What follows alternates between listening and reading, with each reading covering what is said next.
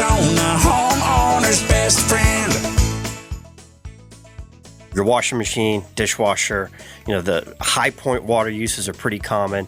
Behind shower door, behind the shower and the wall, any area that has hot water to it because of the heat, expansion, contraction, the hot water lines are always, not always, but generally the first to wear out.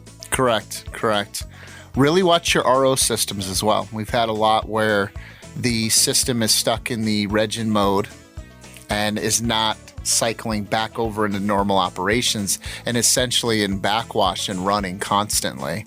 We've had a few clients call in $1,000 water bills because the RO system is stuck.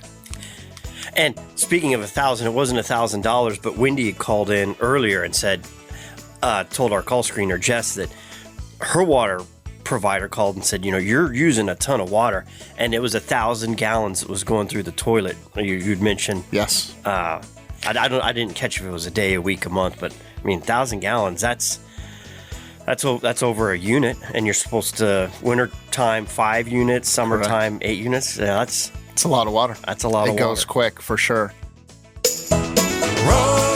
Rosie on the house, every Arizona homeowner's best friend.